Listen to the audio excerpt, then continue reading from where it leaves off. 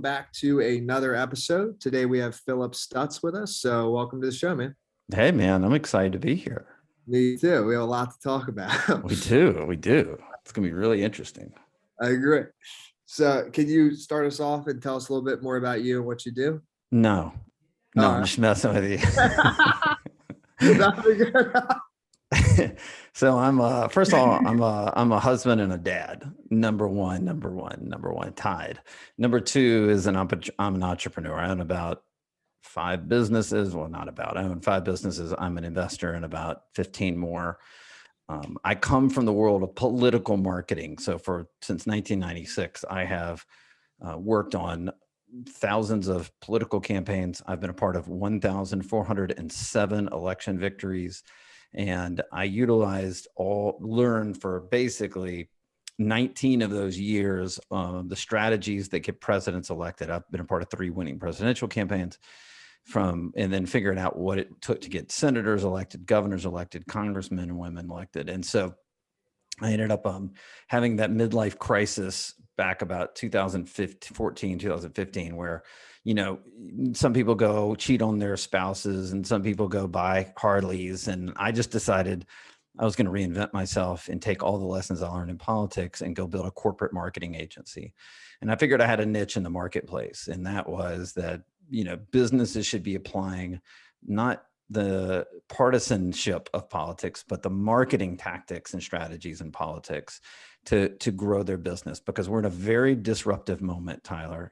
99% of all businesses the next 10 years, they either change and adapt and optimize right now, or they're going to be screwed, right? And I figured I had an outlier strategy that could help businesses win. So I've written 2 books, just like what you guys do. I self-published them. My second book is called The Undefeated Marketing System: How to Grow Your Business and Build Your Audience Using the Secret Formula That Elects Presidents. And I hit number 63 on all titles on Amazon with that book. And we sold thousands and thousands and thousands of copies on it, all self-published, because it's resonating. The ability for business owners to look as an outlier strategy in their marketing these days is penetrating, and they have to look at things differently. And I just take a weirdly crazy different approach, a risk-free marketing approach that grows every business we work with that follows our formula. And, you got a formula. I love that about you. And I do too, but mine has worked for every company we worked with. And really the pain point for almost every business owner these days is the fact that they've hired multiple marketing agencies and they can't get success, and they can't figure out why. So they get rid of one, they hire another. They can't get success. They can't figure out why. And I saw the problem in the marketplace, and I decided to solve it with my own political campaign experience. Now we're working with publicly traded companies, Fortune 200 companies. We're doing startups and small businesses as well. And we've built a multi-million-dollar agency out of it. All right, this is awesome. So I have a lot of questions. What's cool is that we came at it from different worlds, but we actually saw the same thing.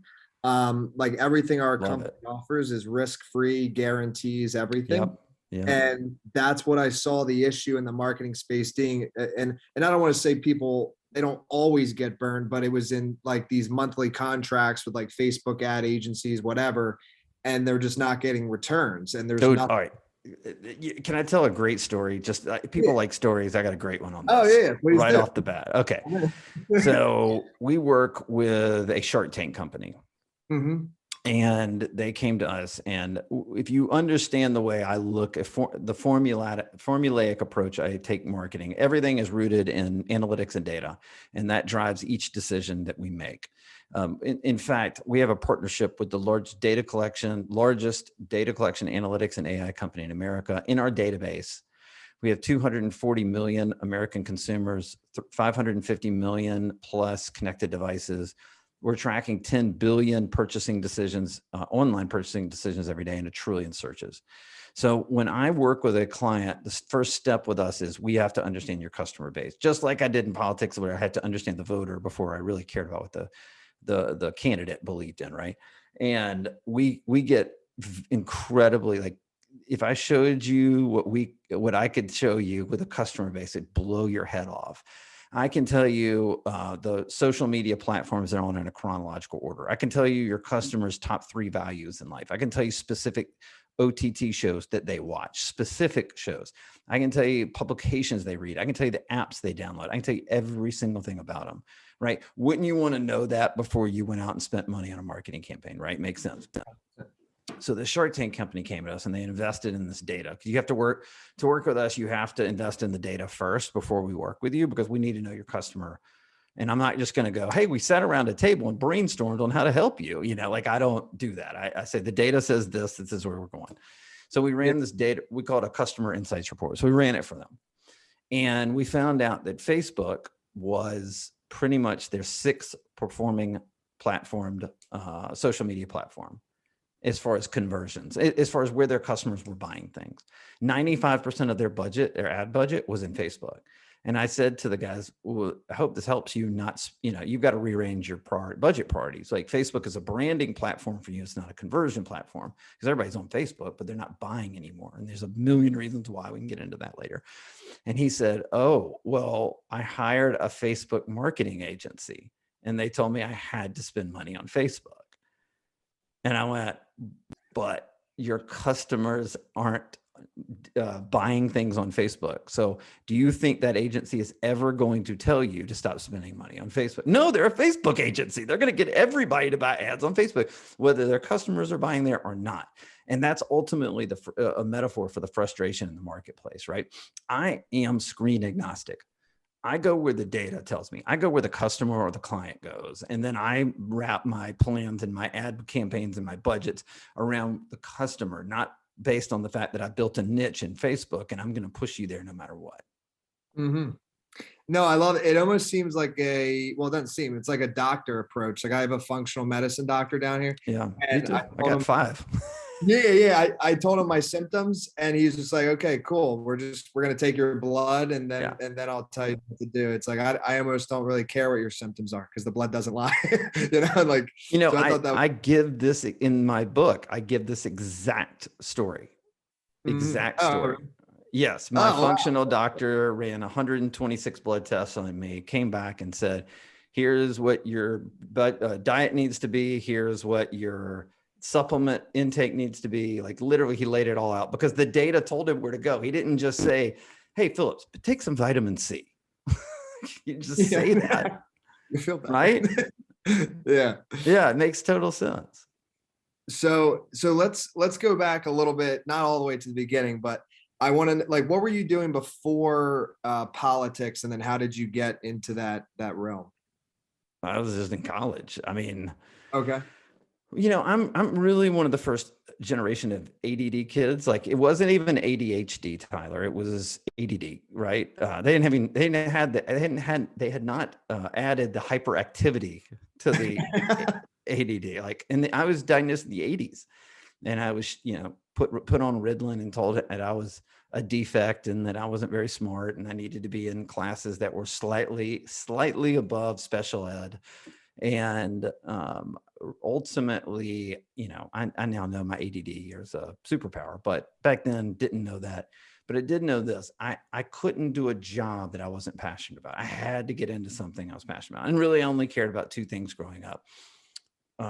The game of marketing and politics. I was super, super curious how political campaigns were run.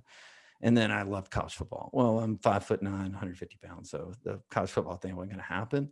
But eventually, when I graduated college, I just started working on political campaigns. Got it. Okay. So then let's talk a little bit about that. So I don't know how much you can share about the actual people though. Like, sure, can you share anything? The 3 presidents? Yeah. So the backstory is I've been a part of 8 presidential campaigns, 3 winning ones. So been plenty of losses along the way as well. The first one I worked on was Bob Dole in 1996, and I worked for Dan Quayle. He ran for president he ran in the campaign was the 2000 campaign, but he dropped out before 1999 ended. And then I ended up working for George W. Bush in 2000. So we won that. Then I worked for I was a senior leader on his re-election campaign 2004. And then my agency did work for Donald Trump in 2016. Okay, cool. Since that's the most recent one, as I want to talk about Trump because it seemed like or get what's your take instead of me trying to guess. Like you worked with them on it, so I thought the branding and the marketing was brilliant, and it really stuck. And yeah, so what was the game plan? Like, what's behind the scenes on that one? Yeah, well, it kind of goes back to 2004. So let me and I walk through the story in the book because I think it's a history. But the undefeated marketing system, my book, is really a history lesson on how we came to this formula, and it started in 2004. So in 2004, George W. Bush's campaign, which I was part of, said, we the top leaders in the campaign sat down and said, "Hey, we want everybody on the campaign to read the book Moneyball, and we want to treat this campaign like Moneyball." No political campaign had ever been run something like that. So we ended up basing the whole campaign on consumer data, modeling consumer data and voter data, and then developing profiles of voters, and then running all of our ads on those profiles, if that makes sense. Now, this is before social media. So this was done through phone calls, direct mail, door-to-door messaging, stuff like that, right? So, and it was called micro targeting. So you micro targeted specific voters on just a subset of issues we knew they cared about based on their purchasing behaviors. So it could have been taxes or guns or abortion or whatever it was, right? By the way, I'm staying policy agnostic. When I talk about this stuff, I'm talking about how we marketed. So you may hear abortion, and I'm not going to go on some tangent on abortion. I'm just telling you, it's been a political marketing tactic in every campaign of every president, both Democrat and Republican, right? So just to understand that that's where I'm coming from on it. Okay. So after the end of the Bush campaign in 2004, we won Ohio. The state of Ohio was the deciding state in the Electoral College. George W. Bush won it by a margin of around 60,000 votes. So the whole presidential campaign came down to a margin. It was 120 votes, but 120,000 vote difference. But if 60,000 of those people had switched their vote, John Kerry would have won. And we were really identified as the most innovative political campaign that had ever been run in the history of American politics. And I was the national get out the vote director for that campaign. So I was very intricately involved in sort of the Moneyball micro-targeting aspect of that. And then in 2008, Obama basically stole, and I say that as a compliment. I mean, he modeled us, or he stole our model on the micro-targeting side, but then he added in social media to it, right? And in 2008, and then again, he did it in 2012. It was those two campaigns were considered the most innovative marketing campaigns in the history of American politics until 2016, when Trump took our data model from 2004 that Obama had taken as well. He took that and he married it with social media, and he married it with branding. Make America Great Again. Love him or hate him, it's a great brand. And so, for example, and I tell this story in the book, but it's another example of how they did it. In step 4 of our systematic approach of helping businesses, this is how it works in politics. We do a lot of testing, right? Every marketer does testing. But what we do in the testing phase is we take all the different things we find in the customer data or the political data, and we test those concepts. We don't just sit around a table and say, hey, here's 10 concepts, let's go test them and see which one works. Like, we're actually diving deep into the voter data, or in business, the customer data. The Trump campaign in 2016, you can say Facebook was, we made fun of Facebook when we started. And now I'm going to tell you, it was the most influential platform that helped elect Donald Trump. And I don't mean it. There are a lot of books out there that talk about the nefariousness of it. That's not what I'm talking about. They were just really smart. The Hillary Clinton campaign ignored Facebook, did not use Facebook the way the Trump campaign did. And ultimately, I think it really cost him the election. But one of the things the Trump campaign did in 2016 is they would find in the voter data one issue that they knew would work, but they didn't know how effective it would be, the message. So they decided to test it. But here's what they would do. They would test it 162 different versions of one ad. They have a green background, a red background, a purple background. They have a man in the ad, a woman in the ad. They have different fonts, different font sizes. The font would be in the left side, the right side, the middle. They literally ran 162 different versions of one message. And they ultimately would find 8 or 9 or even 10 of those tests would blow through the roof, and they could not tell you why. It just did. And then they knew exactly what to spend their money on. Those 8, 9, 10 ads were all they're going to triple down, 10x down on those ads. And they did this with everything they did on Facebook, right? And, they didn't just go out and guess a bunch of concepts and test them out. And they didn't run 2 test ads or 3 test ads or whatever. They ran 162. And so I'm obsessed with that concept. We've actually, when people work with our marketing agency, we actually have a tier to work with us where you can get up to 1,000 test ads on one single ad to see which is the most powerful version. So before you go spend big money, it works. And that's sort of how we modeled and emulated that. But we learned that from the 2016 campaign. Now, is there a way, say if you did the 1,000 ads, like what's the budget necessary to test those 1,000 ads? Typically. You typically have to pay us a retainer, and then it's covered in the retainer. Okay, gotcha. And then you're saying, so it seems what I gathered so far, so it's like data, testing, and branding are like the 3 things. No, I would tell you it goes like this: data first before anything else. You can't put a plan together. Why would you spend money and send people to your brand if you didn't know it would resonate already before you send them there? So it's wasted money. So we do the data, and again, the way we do it is very sophisticated. There are other ways you can utilize data. I talk about it in the book, but the way we do it is we wanted to be the best in the world at it, and so we do that first. The second thing is we write a plan, a strategic marketing plan. Now that we know what the data says, the customer data, and we go to the business owner and we go, what's your vision? We got to marry the vision and the data together. And just like, Tyler, you have probably a business plan in your business. You don't just wake up and go play a bunch of tactics all day long. No, you have a vision for your business, right? Why wouldn't you do the same thing for your marketing? Probably the same thing you tell your clients, right? Like we have to build a vision for your book. Like and so many marketing agents don't get that.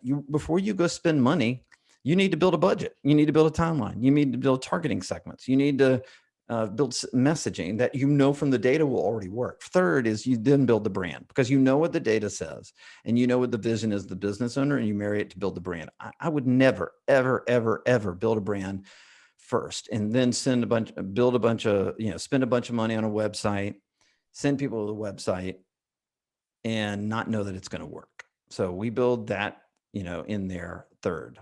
Fourth is we go test all the concepts that in the different categories, different segments that we're going to test. And then the fifth step is now that you know what works from the testing, now that your brand is set up to receive the customers that want to see your message, then you go and spend money on your campaign. So those are the 5 steps in a nutshell. And like I said, every company that has worked with us, startup, small business, Fortune 200, they've all grown their bottom line by following it. So you had said earlier too, that like a lot of businesses in the next 10 years, like could fail because they're not keeping up with the times. Is the main thing there, like to me, it seems like it would be the data, right? Like the companies that have the most data, you won't be able to compete with them because their ability to target and get down exactly to it's just incomparable. I would tell you that is, 75% of it. The other 25% is the difference between the way I look at marketing, probably how you look at marketing, same with me, but 99% of marketers don't. And that is they sell the get rich quick pill. Mm-hmm. Marketing doesn't work that way. It just doesn't work that way anymore. There's no get rich quick pill. It's too hard. And what we use data for is to constantly optimize to see how things are changing and where you need to go and how you need to adjust and how you need to adapt. And, for example, we work with a national background check company. So they work with like the fast food industry to, there's such a huge labor force that they work with the fast food industry to do background checks on the people they hire. And when they hired us and we were going through our process, but one of the things we do is we audit these businesses' marketing. Like we'll go in and do a full audit on the business to figure out what's working, what's not working, and what they need to stop. Well, we found out that 3 years ago, they set up their SEO and keyword search Google had changed the rules on them. It changed the rules in general on how keyword and SEO was set up. And they shot an email to the company, but the marketing agency they had didn't alert them. So they ended up for 3 years spending $10,000 a month bidding against themselves and their own keywords. Oh, God. Yeah, marketing is hard, man. Things change. The way I'd utilize Facebook a year ago is totally different than what I do it today because of the iOS changes, because of the privacy concerns. Facebook is now a horrible conversion platform. It's a great branding platform. People are still on Facebook. They're just not buying anything right now. We're seeing in our data, Pinterest is blowing through the roof right now, especially with women, as a platform that they feel safe, that their privacy is going to be protected, and that they'll go on and make purchases through. And so these are little nuances that we keep finding in our data every single month. And so what we do is work with our clients to optimize where the changes are going, where their customers' eyeballs are going, and change constantly. We have, and for example, we have 3 clients. We have one client's a national pest control company. They've been around for 37 years, and 6 months into working with us through our undefeated marketing system, they had the greatest month in the history of their company. We work with a regional furniture store. It's been around for 107 years. In 2020, after working through our system, they had 9 months, and the greatest 9 months in the history, 107-year history as a percentage, not as a total. In the history of their company. And then we work with a law firm out of New York, and they're a 27-year-old law firm. And in the past year, they've had 2 months that were the best in the history of their company or their law firm. It's not me. I'm not doing anything special. I'm just eliminating their risk, following the data and optimizing it constantly. But it didn't happen overnight. It didn't happen in month 1. It didn't happen 2 weeks into the contract. Right? It happened 6 months, 7 months, sometimes 12 months in, because we're constantly looking at the data and optimizing performance. And ultimately we just hit an escape velocity that gets them to where they want to be. So this data, because I think if I remember correctly earlier on in the conversation, does anybody have access to this, or are you kind of working privately with a data company? That's the second. Yeah, I have an exclusive partnership with the largest data collection, analytics, and AI company in America. Okay, so and I pay about $500,000 every 2 years for that license. Okay, so an idea for you, because I was just thinking as you said the Pinterest thing, like I would opt in for this. You know, like Tim Ferriss, how he does his like 5 bullet Friday. Mm-hmm. Of like if you did something like that, and obviously, you know, you wouldn't want to give everything away necessarily, but like the Pinterest thing, like little things, whether it was weekly or even monthly, I think a lot of marketers would opt in for that. I do. I have a podcast called the Undefeated Marketing Podcast, and every episode I give away what I find I give away some tips that I find in the data. Now I haven't put it in a weekly newsletter. It's not a bad idea. And then the guest has to come with some tactics that are working too, that don't cost anything. You can just do on your own. Like you can flip over to Pinterest and create that platform, little ideas like that. Where in fact, I used the Pinterest tip with Heather Monahan when she was on my podcast a couple weeks ago. Oh, she's a mutual friend of ours. So everybody listening. Yeah. Okay. No, that's perfect. Cause I was like, I think you could grow a massive list with that. So yeah, thanks. Yeah. It's really interesting. But so I think, and you said this earlier too, like stories, I think are the best way that people learn, and really they're the most shareable things. So as far as and then we'll get to the businesses, but the politics, what are the like best stories or craziest like that you could share from the governors? Like just curious, like not just necessarily from a winning or losing all the time, but just more from an interesting standpoint. In what way? There's a million things. That's a road that could have 1,000 different forks in it. So let's go with like, what was the most shocking maybe thing that you learned from one of the campaigns that like you didn't see it coming? Like it was a really surprising thing that you learned from. Yeah. So in 2000, right before the presidential election of Al Gore versus George W. Bush, I was in the target state of New Mexico getting out the vote. And about 3 days, 4 days, 3 days before the election, the vice president candidate, Dick Cheney, comes to town, and we do a rally with him. And I'm in the green room right before he's getting on stage to give a speech, and it's me, Dick Cheney, and his aide. It's just three of us, right? And we are in this green room, and there's a TV in there. And then, and the people, I'm old, so this is a story people may or may not remember, but 3 days before the election, it was announced somebody had uncovered that George W. Bush had a DUI when he was 25 or 28 years old. And by the way, like that would be laughable offense now, but back then it almost cost him the entire election. So it was revealed he had this DUI, and it was huge headlines everywhere. And George W. Bush had to come out, do a press conference and say, it is true. I never told my family. I never told my kids. I mean, it was like a big deal, and it was broken. I was sitting in the green room with his vice presidential candidate, and I looked over and I'm like, did you know that? And he goes, nope. And I went, how do you think that affects things? And he goes, well, we'll see.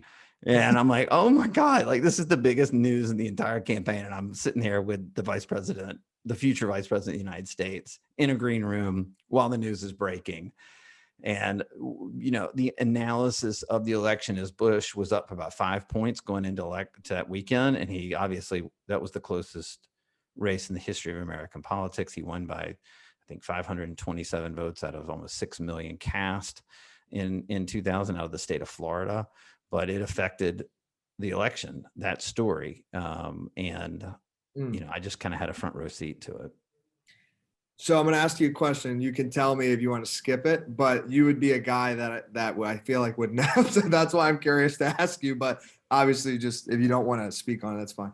But like this last election, right? Like I think I saw a poll that over half of the people in the U.S. thought that there was some shady stuff that happened with it. So from you being behind the scenes on so many of these things, I guess the two-part question is, one, do you think it's possible that there was something like behind the scenes that went on that was, I guess I'll use the word corrupt? And then also with the way the media handled things with like blowing up some stories and minimizing other stories, I just feel like we're in a crazy time right now where trust has kind of been broken. So I know that's not about marketing, but I feel like you'd be a guy that might have. So do I think there was cheating in the election? And the answer is 1,000% yes. But hold on. Hold on. You got to hear me through if you're like scared to death right now, or if you're like nodding your head yes or no. Like, hear me out. Yeah. The cheating happened before the election, not on election day. The cheating happened when Facebook, Twitter, all the social media platforms decided not to run Hunter Biden's story, which actually was proven to be true. The cheating happened when they started shadow banning in the last month of the campaign people that were advocating for Donald Trump, and they shadow banned them.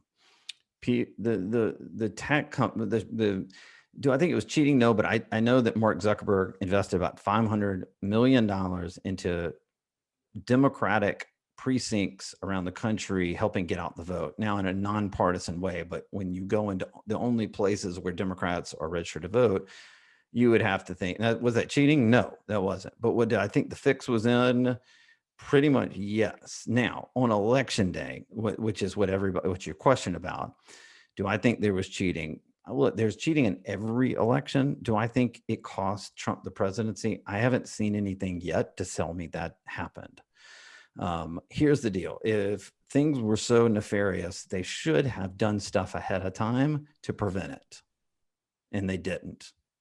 So that's kind of on the Trump campaign itself for not fixing the problems, not the ones I just talked about. The social media platforms absolutely 1,000% conspired to ban stories that were unfavorable to Joe Biden. They absolutely banned people that were putting news stories and trying to spread the word to elect Trump. They banned those people on social media platforms. And so do I think that the fix was in? Yes. And then obviously Zuckerberg and his initiative to get out the vote in only Democratic precincts. Do I think the fix was in? Yes. Do I think there was mass cheating on election day? Until I see the evidence, I don't think there was. that answer your question? It does, yeah. And thanks for answering it, because just again, with all the things you've been involved with, I figured you're probably the best person I know if to ask that question. So, Yeah. Now, what do you think though? Because I feel like the trust has just been broken. So as far as the media goes now, I feel like people like they can't. I feel like the media is dying because there's like whatever you hear, how do you know? I mean, I'm a Fox. I like Tucker Carlson and Sean Hannity, but even sometimes they can go a little far, I guess, in one direction. So I get the question is like, where do you think we're heading towards like the next election? Like, will more people vote? Will less people vote? Because I think a lot of people right now look at it as like, oh, well, it was fraudulent in some aspects. So what's the point? Like, I don't know. I just feel like America got messed up with this. We're in some dark territory right now. I was just on James Altucher's podcast today. I don't know if you know who that is, but Yeah. Big fan. he asked the same question. I said, look, has our politics in the last 30, 40 years, has it gotten better or worse? I'd say worse. Yeah, it doesn't get better. There's no improvement. I mean, maybe you get a short-term improvement in the partisanship after a 9/11. Hell, that was 20 years ago. So you're not seeing anything get better. And, you know, all things being equal in 2022, in the midterm elections, Biden's going to get wiped out. I mean, the Democrats are going to lose majorities in the House and the Senate, barring something I don't understand or see right now. It is going to be a bloodbath for Democrats. So that's going to ratchet up and make the Democrats, you know, the Democratic voters scared to death. And, oh my God, Trump's coming back, and, you know, all this stuff. And Trump's, you know, his tentacles are everywhere, whatever they can do to align with Trump. And, you know, the Republicans, you know, are not ceding any ground, and the Democrats are not ceding any ground. Meanwhile, you know, there's about 50% of the country that probably would all get along with each other, but they have kids, they have families, they're not paying attention to politics. They're going to soccer practice at night. And then you sit down with them and you go, oh, that guy's right. Oh, that guy's left. And you sit down with them and you realize you agree on about 80, 90% of the things, but because they're the silent majority, that's not where the movement goes in our political system. It's the extremes that move the needle. And that's about 20% on each side. And it's really scary where it's going. And I wrote a year and a half ago, I wrote that I believed we would have states would eventually secede. And we'd have some kind of civil war, not the Civil War where there's like guns and bayonets and things like that, but a civil war of a digital kind, or something that would split this country apart. I would not be surprised in 10 years if our country looks more like Europe than it does like the United States of America. I could see that. From living in Florida, it seems like Florida could be the first, one of the first. Or Texas. Or Texas, yeah. That's the true. reason I say Texas is there are three main power grids in this country. There's one in the West, there's one in the East, and there's one in Texas. Texas can literally secede and have their own power grid and be set up, right? They've got ports because they are on the coast. They have a lot of different infrastructure items that could help them do what they do. But here's the other problem of it. Florida is trending to the right. So if there's a secession based on the fact that there's a Democrat in office, you're right. Florida may be one of the outliers, or maybe Florida partners with Alabama and Texas and Mississippi and Tennessee and maybe part of Georgia and creates their own country. You know, the thing about Texas is they've had so many people move to Texas from blue states that it's going to be hard to secede from a state when you have a very moderate voter base that goes very almost evenly between red and blue. So I'm not saying all these things are going to happen, but people do need to understand that we're in very dangerous times right now. And I'm not sure what's going to happen. And I know that with each election, it just gets ratcheted up and things don't get better. And I'm in the middle of it. And the reason I'm in the middle of it is because I feel a duty to do my best to fight for the things I believe in. Mm-hmm. Yeah, no, it makes sense. And also, so another question, and I'm not sure. The reason I would think you'd be a good person to ask this is due to all the data that you have. So, very luckily, I had a friend back in 2016 that introduced me to Bitcoin, Ethereum, and stuff. So, I feel like it is kind of in the realm of politics. Like, do you have a prediction, or has the data shown you like, are you working with any cryptocurrency companies that you would have any foresight into this? Like, because you hear all these Literally, like, you're asking me. This is the same interview I had with Al Tucher today. Like, really? he literally asked me this question, and the answer is That's I'm crazy. not really seeing anything else. Our data has not really gauged on the crypto side. We're looking at consumer markets and what people are purchasing, not what they're investing in. Right? I can tell you that the number one apps are all business apps. They're not gaming apps. They're business apps. So when people are downloading, charlesschwab.com or Robinhood or whatever, or Charles Schwab's app or Robinhood's app or whatever, or Coinbase's app, right? We can tell that they're on business apps. So is crypto part of that? Of course it is, but I can't gauge at this point because I'm not looking at financial markets. I'm looking at consumer markets. Got it. Okay. And I'm going to take that as a compliment because James Altucher is a smart dude. Yeah, he's great. He's the Yeah. best. Yeah. So I guess one of the last questions, and then I want to leave the floor to you if there's anything else that we didn't cover that you share. We dove deeper into the political side. On the business side, any stories you could share of like just complete transformations, like the company was here, and then with working with you guys in your system, a year later, I don't know, like 10x or something. Yeah. So like I talked about this pest control company earlier, but I'll give you kind of the background. So Yeah. they're a national pest control company, and there are two stories. So I'll give you the first one's on the data side. The second is on a kind of a guerrilla marketing campaign we ran for them. But they came to us in 2018 and they said, "Man, we've been running one marketing campaign for 10 years and it's worked like a charm, and all of a sudden it doesn't work anymore. We can't figure out why." So we said, "Well, what do your customers want?" And they said, "Well, they've always run campaigns on discounts, hire us, get a 10% discount, 25% discount, pay for the full year, get a 50% discount, whatever it is." Right. And we said, "Well, it looks like discounts aren't working anymore." And they said, "But people like the discounts." And I go, "How do you know that?" And they said, "Because we've been running it for 10 years. And they had basically 4x the company until 2017 when the discount stuff didn't work anymore. And in that period, they had lost 2 million in market share after spending 1.8 million on marketing dollars. And though they couldn't figure out why. So we ran the data report and we found out that at that point, the economy had improved so rapidly that discounts were looked as cheap and unsafe. Why would I take this cheap discount pest control company and bring them in my home with my wife and my dogs, right? People wanted to pay for higher standards. The data bore this out. We also found out that their customer base was mostly over 55 and kids were out of the household. And so this company gave a lot to charity. Well, people over 55 that aren't paying for their kids anymore to be in the house, right? They give their extra dollars to what? To charity. So we said, let's find an alignment with a charity that these people are aligned with. And then the last thing is, because they didn't want cheap, they wanted green products. They wanted to know that there were safe sprays in their house. They had a green product they'd never marketed before. So we reorganized. And by the way, this company also, even though it was a national chain, it was a family-owned business. And we found out that family-owned business was hugely important. So we focused their campaign on those 4 items. In the 5th month of the campaign, they had the greatest month in the history of their company. It was focused on family-owned, safe, green products. And we targeted an older customer base, which they had not been doing before. And again, greatest month in the history of their company. The guerrilla campaign we ran for them, which was crazy. We realized how much trust is important in the marketplace right now. And this is more recent. This is in the last year.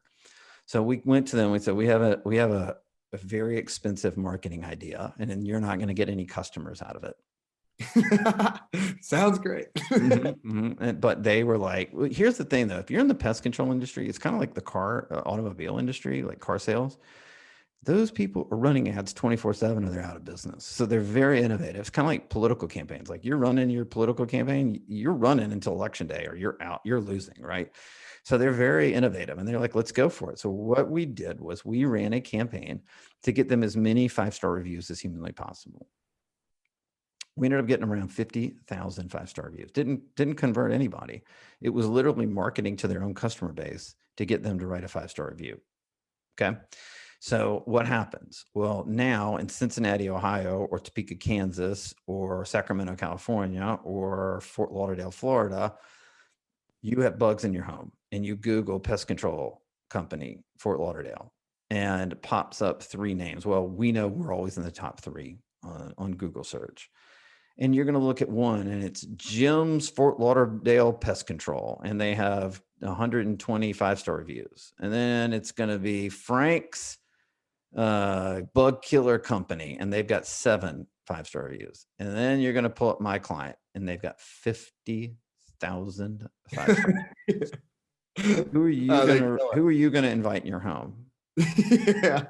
That's and great. By the way, the reason we did that is because we saw in the data that we had to build trust. So we said, let's go run a 5-star review campaign. And they were innovative enough to know, by the way, that is an evergreen campaign. That campaign has been going on for like 18 months and it crushes everything we've ever done for them. It's made them 10x what they ever invested in to get the 5-star reviews. But you have to be innovative enough and understand the data to understand that you're going to get there eventually and have trust that, hey, we're going to be an outlier company here. And that's what they did. All right. As much as you're willing to share, like, what did that campaign look like? Like the 5-star, like how does that, how'd you get, like, that's you incentivized, their salespeople brought it into their sales pitch. The technicians brought it in and did, we're, hey, we'll give you, again, it's funny. We went back to discounts during COVID and that actually worked, but it wasn't just a discount. It's like, hey, we upsold different services, termite services. If you gave us a 5-star review, we'd give you 10% off termite. They hadn't invested in termite services, right? So we were doing these types of things. We also ran a campaign. We were able to actually get their millions of customers and directly run campaigns only to those people in multiple faceted different platforms. It could be direct mail, do whatever. And it was all about collecting 5-star reviews. I love, so I was on an interview like a couple weeks ago, and the idea of doing something like this for restaurants came up. Like, a lot of restaurants could have, I mean, how many people go into a popular restaurant in a city like Miami, like different people? Now, the only thing I thought was, like, maybe it could annoy customers a little bit. I'm not sure. But like at the end of the thing, just be like, hey, if you enjoyed your meal, 10% off, whatever it is. Like, I don't think I've ever been asked to leave a review at a restaurant, like, ever. So right, like, but if you incentivize them and then they have a choice, yeah, I can either do it or I don't have to. Hey, just exactly. show me that you left me a 5-star review. If you don't, totally fine by us. If you do, I have a 10% off code I'll give you. You can walk out of here the next time, or a 25%. Give them a really good incentive, right? Yeah. Because here's the deal. It's going to bring in a ton more business and they're going to come back and spend more money there. And they're not just going to spend once. They'll probably come back multiple times. It's a no-brainer, man. Like, in a day, you could get like 500 reviews. Well, like we worked with an apparel company, an e-commerce apparel company. Mm-hmm. And, we asked them when we sat down with them, what's the lifetime value of your customer? And they're like, I don't know. And we said, well, let's go figure it out. We figured out it was $92. And so after running through our undefeated marketing system, our 5-step system, we ended up getting their average lifetime value to $192. Now, part of that was it cost probably the first sale, which was typically around $25, was the cost of getting it to 192. But you made $100, it cost you $25, you netted $75 per customer. Like, think about that, right? But they had to front the cost up front. They had to pay that $25, which is basically what they'd come back and spend in the store to start with. But they were going to keep buying eventually. And it's called a loss leader strategy, but it works if you're doing it smart. Mm-hmm. Interesting. Yeah, I love this stuff. Okay, so I want to leave the floor to you. If there's anything we didn't cover you want to, please do, and then let people know website, socials, and where they can get the book. Yeah, and I mean, look, we talked a lot about data. People are super curious about how to do things differently. We have a free data assessment on my website. It's phillipstutts.com/insights. Takes you literally 30 seconds. You'll fill out a form just about your company, and then my team will do a 30-minute call with you. to go over your customer list and tell you what it looks like with our data. And that's free. That doesn't cost anything. You can go there. Again, you can go to phillipstutts.com. You can buy the book at Amazon. You can subscribe to my blog and my podcast at phillipstutts.com as well. Perfect, man. Thanks again for coming on the show. I enjoyed it, man. Thank you.